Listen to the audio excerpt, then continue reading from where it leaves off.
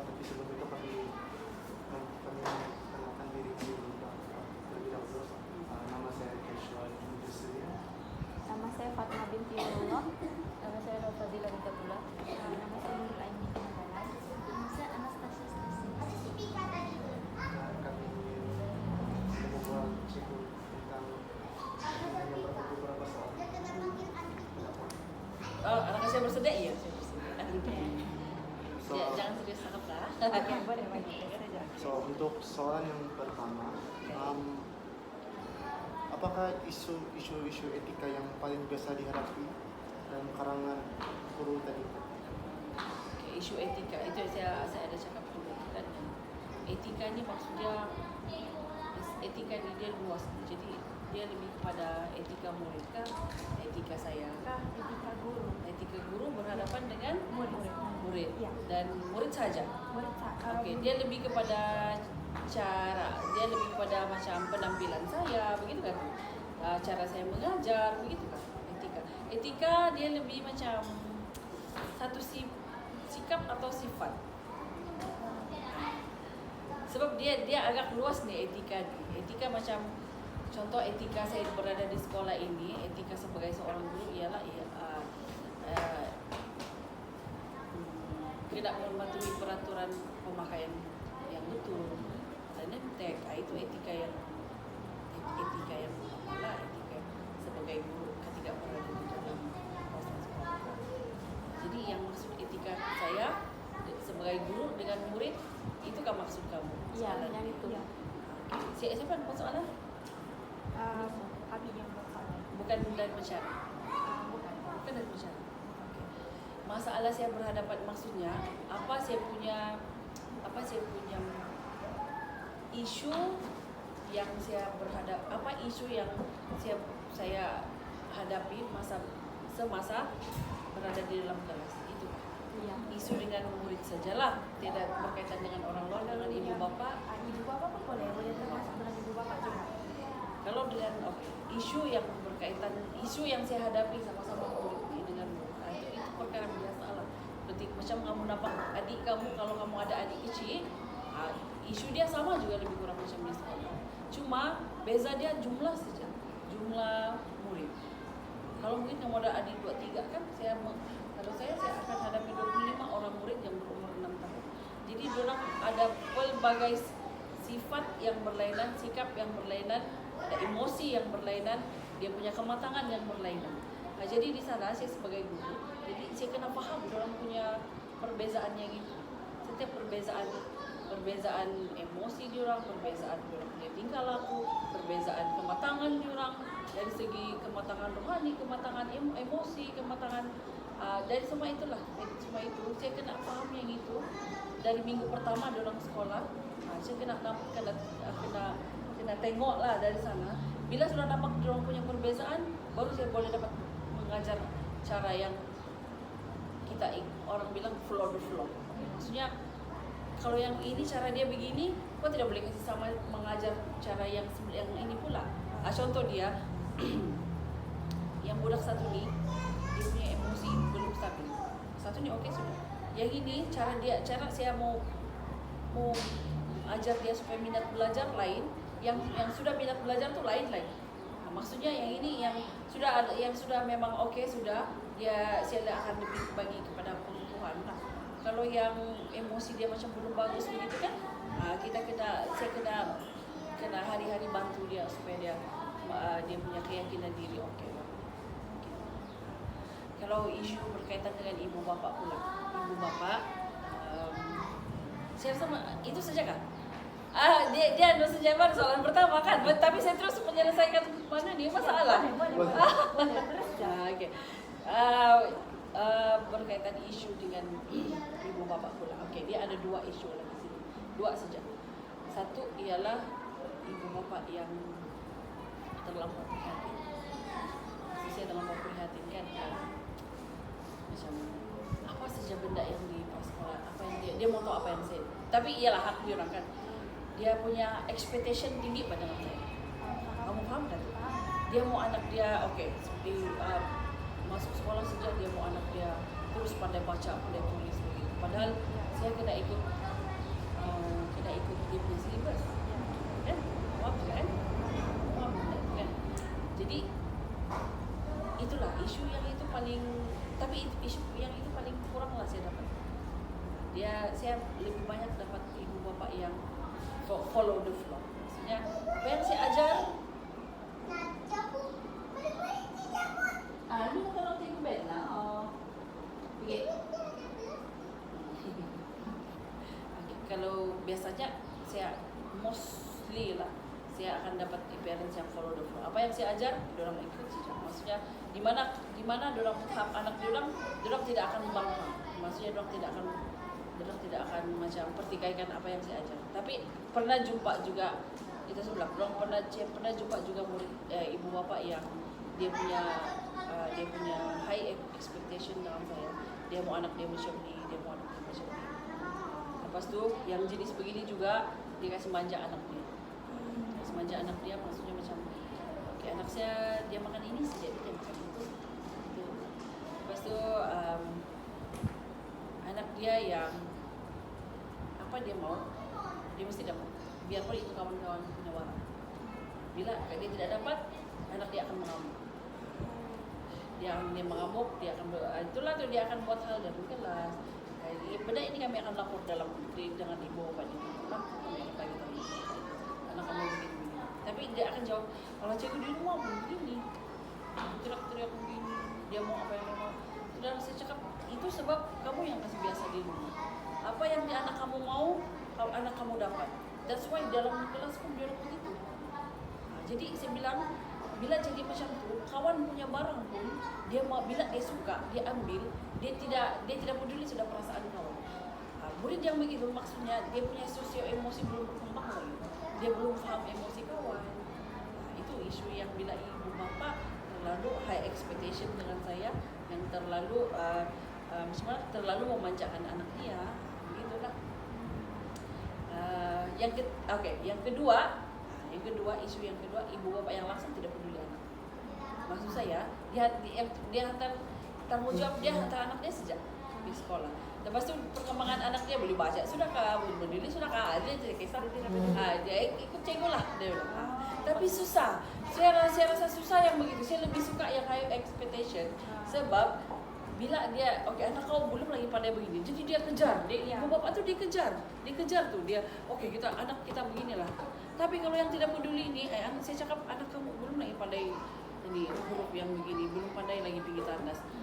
Ya cikgu, nanti saya tolong, nanti saya ajar di rumah. Tapi sebenarnya di rumah dia tidak ajar, dia tidak peduli pun. Yang penting anak dia membesar dengan sehat, yang penting anak dia pergi sekolah. Itu susah.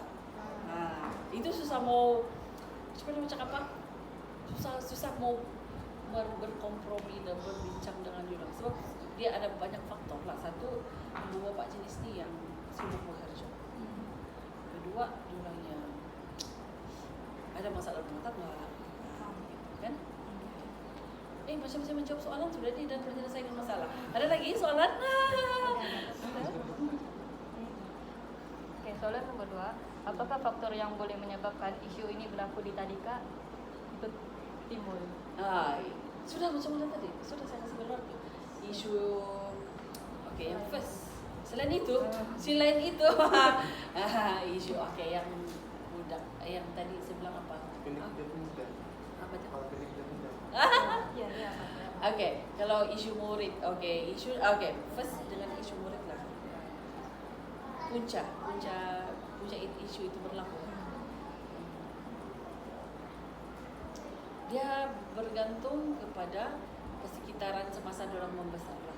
Di mana diorang maksud saya dari umur diorang lahir sampai diorang berada dengan saya 6 tahun.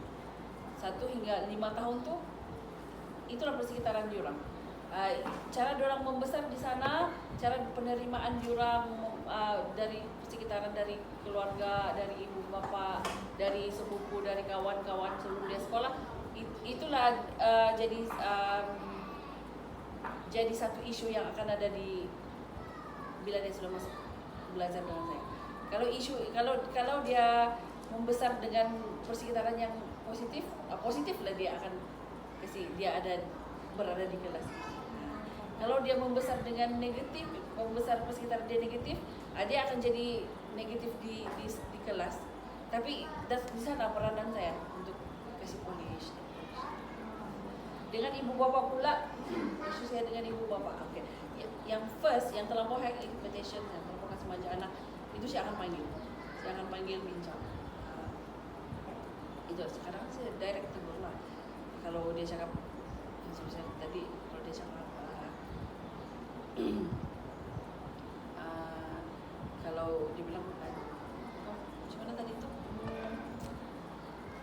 Dia mau anak dia begini, dia boleh baca, sudah begitu kan? Saya cakap tidak boleh juga terlampau yang cepat, tidak boleh push. Kena follow the flow, kena tengok macam mana juga perkembangan dia. Kadang-kadang saya mau kasih selaras juga dengan murid lain supaya sama-sama belajar. Sebab kadang-kadang kalau yang cepat sudah pandai itu kan, lepas tu ada dia berperingkat di murid, ada yang belum pandai, ada yang sedang pandai, ada yang sudah sedia memang pandai. Jadi yang sudah sedia pandai itu, murid-murid yang sudah pandai itu sebenarnya yang buat hal dalam kelas. Sebab bosan sudah kan, dia lah bising, dia lah. Jadi kadang-kadang kalau yang sudah pandai ini, saya bagi dia kerja lain, kan? Saya kasih sibuk dia orang. That's why yang macam kalau ibu kuat dia mau sudah yang begitu, yang anak saya kasih begitu, tapi yang nanti dulu sabar. Kadang-kadang yang anak dia tahu anak dia tidak pandai, tapi dia mau begini juga. Tapi saya bilang sabar dulu, kita akan kasih step by step. Kan? Lepas tu yang isu tidak peduli anak, kan? Itu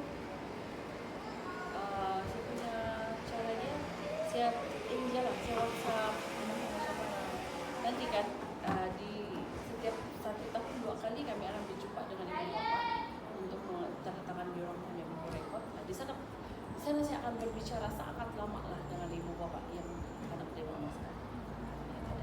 Ada itu sebenarnya itu yang kita cakap tadi. Kalau ada isu timbul anak-anak diorang ni dengan anak diorang ni, dengan ibu bapa dia, saya akan berdepan dengan yang face to face, akan ada panjang cerita lah.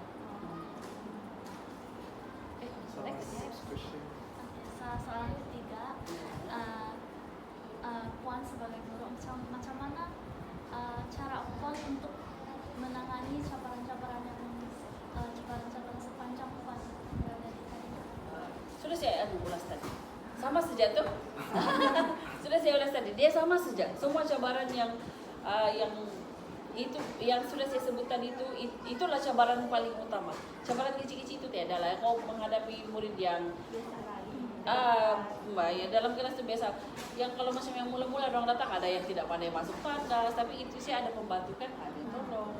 Lepas itu yang tidak pandai, yang malas mau belajar, yang tidak mau pegang pensel, itu kita sebagai guru, nanti kamu pun sebagai guru, kau tahu lah itu cara dia macam mana mau pujuk, kau dapat tahu cara memujuk, kau kena tahu cara mau ambil perhatian dia orang.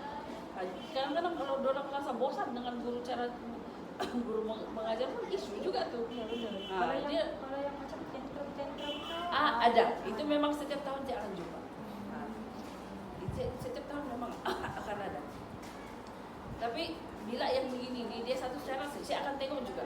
Kalau dia tantrum sebab dia tidak dapat apa dia mau, memang saya akan jadi makhluk yang paling ganas. Kalau yang macam sudah 2 minggu tu yang mau balik sudah tu yang nangis sebab itu ada. Sepanjang saya pindah sini, tapi masa saya sekolah lama ada. Tapi cara dia kami kunci grill, kami kunci pintu, mana laluan tu kami kunci.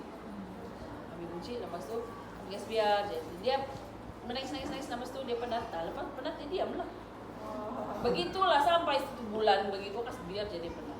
Lama-lama dia dia faham tuh, dia akan paham sistem sekolah macam mana. Yang ini pagi makan, minum, lepas tu belajar, lepas tu belajar lagi, lepas tu balik. Bila dia sudah paham tuh sistem, dia akan sudah. Yang mula-mula tu saja siapa mama lah siapa, gitulah tuh.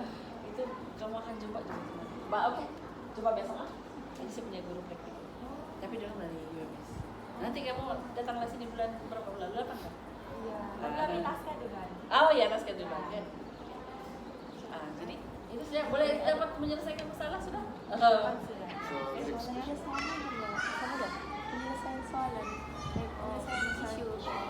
Nah, sama juga kan. Nah, dia apa coba yang kau punya? Apakah jalan penyelesaian kepada isu-isu itu? Kan ya itu dia penyelesaian isu ini bergantung kepada masalah yang timbul, isu yang timbul. Kalau budak itu belum pandai pegang pensel, kau kena hari-hari dengan dia, hari-hari kau pegang tangan dia, lepas tu paling bagus kau kasih main dia yang sensori punya mainan tu supaya kasih kuat dia punya tangan. Kalau macam saya suka kasih bagi itu dok paling cepat, paling senang dan itulah paling senang kasih cepat dia. Lepas tu yang kerja garisan titik-titik tu, itu paling itu untuk permulaan lah. Lepas tu kalau macam apalagi isu yang kamu mau tahu penyelesaian ini, adakah isu lain, isu yang kamu rasa macam tadi kau bilang tantrum kan? Kalau tantrum dia ada banyak sebab. Jadi kau kena tengok sebab apa. Kalau dia tantrum sebab dia mau mainan kawan, memang saya bilang saya naik hantu lah. Lepas tu kalau dia tantrum sebab dia mau mama, lepas itu dia mau belajar, memang saya akan kunci semua biar dia penat. Lepas bila dia sudah paham sistem persekolahan, dia akan diam, dia akan follow saja. Gitu dah. Ada lagi? Tapi masalah pembelajarannya macam mana tuh kalau macam? Okey, masalah pembelajaran. Contoh lah kan dia tantrum gitu, lepas tu kan mau follow dia punya supaya dia faham persekitaran dia. Jadi macam mana pembelajaran dia? Kalau yang budak tantrum ni dia tidak akan belajar tuh. Kami just biar saja. Sampai ada masa yang dia mau belajar baru kami tidak boleh paksa budak nih yang umur 5-6 nih. Untuk permulaan yang awal-awal tahun untuk masuk kelas jangan paksa dulu. Sebab kalau bila kau paksa, belum lagi tidak suka sekolah. Belum lagi tidak suka sekolah. Jadi yang macam bila dia macam sudah faham kena pergi sekolah juga oleh ibu bapa dia orang. Ibu bapa paksa kan. Jadi orang bila faham juga kena sekolah, bila dia sudah macam okey, sudah buat kerja, mau sudah buat kerja, baru di sana kita akan paksa ikut silibus. Paksa ikut silibus lah, begitu. So untuk soal seterusnya, apakah kriteria ataupun karakter yang ada dalam diri seorang pendidik untuk coba menyelesaikan masalah tersebut? Ya, tapi ada juga saya mau ulas lah kalau yang apa kriteria, apa yang perlu ada kamu sebagai bakal guru juga kan, terutamanya guru prasekolah lah. Yang paling penting sebenarnya ialah kamu sebagai bakal guru prasekolah mesti mau ada sifat penyayang dan penyabar, mesti itulah dua itu paling penting. First penyabar, kedua penyayang. Kalau kau jenis tidak suka budak, janganlah jadi guru prasekolah. Kalau kau tidak sifat sabar, kau yang jenis barang. Saya pun barang juga, tapi barang-barang saya budak kau tengok, budak ini, gitu kan? Kan sebab kalau bilang guru yang terlampau barang, budak kamu tahu guru tidak berani. Ya betul. Kan? Begitu kan? Jadi dua itu paling penting, penyabar dan penyayang dan suka budak. Kalau kau tidak dua-dua ini, memang kau tidak boleh jadi guru sekolah lah. Kau tidak boleh jadi guru tadika. Kalau salah satu saja, Salah satu selamat kalau dia menjadi tidak boleh Mesti dua-dua tuh mesti ada. Dua-dua tuh mesti ada, iya. Kalau kau sabar sejak, tapi kalau kau tidak punya budak, kau boleh jadi orang gila saya rasa. Cakap, kau boleh jadi anxiety, kau depression. Lepas tu kalau kau suka budak, tapi kau tidak rasa itu sabar, sekejap punya kau pet, gitu begitu. Gitu. Kau suka diorang, tapi bila kau ada masa diorang kasih timbul itu kemarahan kau kan, ada masa diorang tidak mudah cakap, ni laju jatuh tak, begitu kan, gitu kan. Saya pun begitu juga, cuma masa saya umur begitu kan memang saya agak yang sabar, tapi makin tua makin ya oke lah, sabar makin ada sedangkan yang macam mau pendek umur. Jadi kan yang namanya pesabar yang satu mesti pandai ambil hati itu murid supaya dia orang yang tidak supaya dia orang tidak menimbulkan banyak kemarahan dengan itulah pandai ambil hati murid, pandai jaga hati dia orang juga. Mesti pada jaga hati dia orang supaya orang tidak banyak menimbulkan masalah. Itu. Oke? So, untuk next soalan, bagaimanakah strategi untuk menangani masalah yang berlaku jika cikgu kurang fokus atau kurang tumpuan. Macam yang bikin stres lah begitu. Okay. Macam mana cikgu tangani semua tu? Saya bagi banyak kerja. Macam gitu. Okay. Contoh, saya mungkin tidak akan kalau bilang yang macam saya bukan guru prasekolah sejak tahu. Saya jurulatih bola tampar, saya guru pengelakap. Jadi kan ada benda yang tiba-tiba yang Cikgu Airi tolong dulu. Jadi kan saya tidak fokus sama diorang. Jadi saya okay, warna gitu. Begitu kan. Kalau macam guru prasekolah, kau tidak, kalau masa itu contoh saya bergaduh sama laki saya. Tidak. Contoh. Ini laki saya, dia dah punya macam saya bergaduh kan, saya begini sudah, yang bergaduh di handphone kan, begitu kan. Jadi emosi kau tidak bagus tuh time. Jadi budak pun, cikgu boleh tolong kau terus kau marah begitu kan. Jadi macam yang tidak boleh. Janganlah bawa itu masalah rumah tangga kah, masalah keluarga pergi kalau dengan budak tadi kah. Jangan.